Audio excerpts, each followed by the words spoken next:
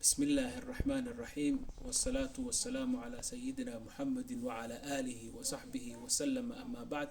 السلام عليكم ورحمة الله وبركاته. جيت كان وجيت كوا أوقع لسن الدنيا مجلس أنتي كسيسو أنت كسيننا أنا هدر أشيء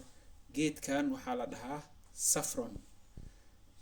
كلا شيء جايو وحوايه labadaas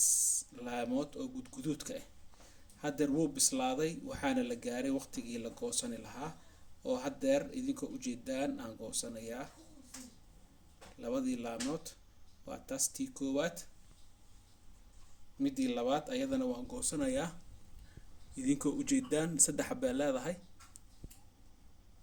waa ka safron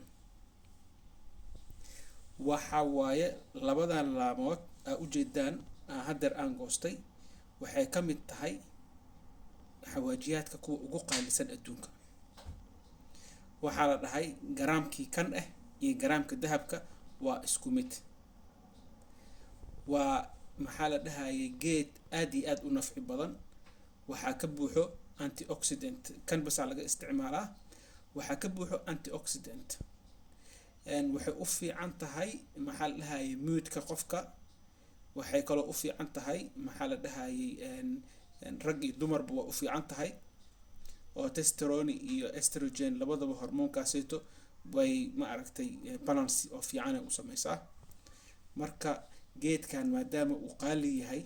oo adduunkana ma aragtay reer ka yahay waxaan u soo jeedinayaa Soomaalida in ay beertaan ay isku dayaan qaasatan waxay ila tahay dhulka waqooyiga inuu aad ugu bixi karo maadaama xoogaa yar qabow geedkan u baahan yahay waxaa la dhahaa saffron Soomaalida waxay sacfaraan ay ku leeyihiin laakiin waxay isticmaalaan waxa la yiraahdo huruud ama kurkum kan huruud ma aha saffron waa laantaas kali haddaan suuqa geysto intaan oo kale oo garaamkiisa dahaban ku soo bedelani karaa marka Soomaalida geedkan ka faa'iideystaan. والسلام عليكم ورحمة الله وبركاته.